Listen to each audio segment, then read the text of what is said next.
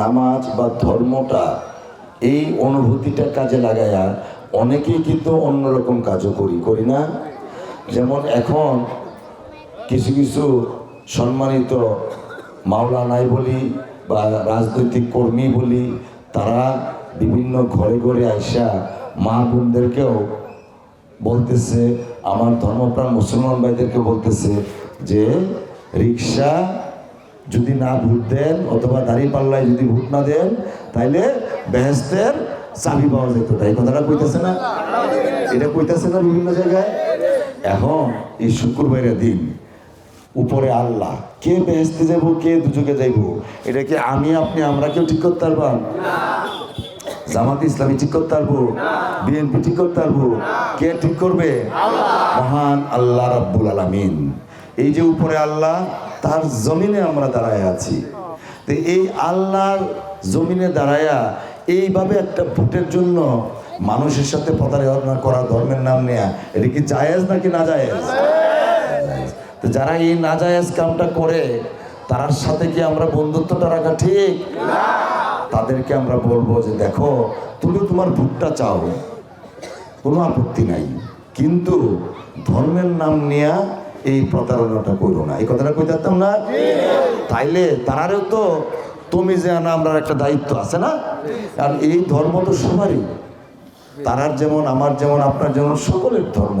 তো এই পবিত্র ধর্মকে নিয়ে যখন একটা ভোটের জন্য এরকম কথাবার্তা বলে, সেই তারারেও আমরা হেদায়েত করার চেষ্টা করবো কি না?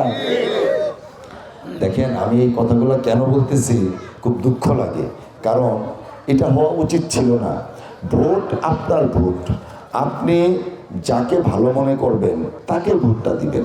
আমি একটা জিনিস অনুরোধ করি, মুরব্বীরা আছেন, মা বোনরা আছেন, দয়া করে ভোটটা আবেগে না বিবেক দিয়ে ভোটটা দিবেন। কি দিয়ে দিতে হবে? বিবেক দিয়ে। কেন? কারণ আবেগে একটা কাম করলে ফলটা 1 নম্বর বালা হয় না, 2 নম্বর ভুলও তো হইতে পারে। বাট বিবেক দিয়ে যখন আপনি চিন্তা করে একটা কাজ করবেন, সেটা কিন্তু সঠিক হওয়ার সম্ভাবনাই বেশি।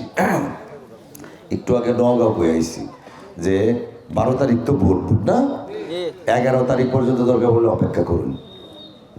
সবাই না, যারা আমরা দল করেন তারা তো পাগল হয়ে গেছি, কিন্তু যারা দল নিরপেক্ষ আছেন 11 তারিখ পর্যন্ত অপেক্ষা করুন। রাত তো 11 তারিখ ঘুমাইতে বললে অবস্থায় রাখলে, ঘুমনের আগে চোখটা বন্ধ করলেই তো ঘুম আসে না, 5 মিনিট সময় নেই, 10 মিনিট সময় নেই।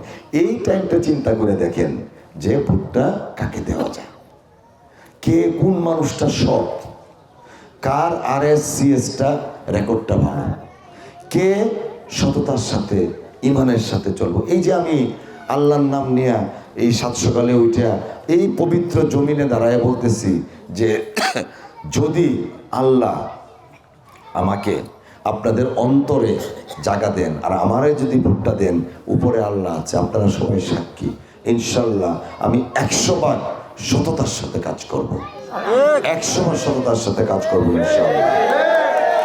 আমি নিজে দুর্নীতি করব না, আপনাদের সম্পদ, জনগণের সম্পদ নিয়ে, আপনার হক নিয়ে আমি দুর্নীতি করতে দিব না, সেটা যত বড় বেটারাই হোক ইনশাল্লাহ।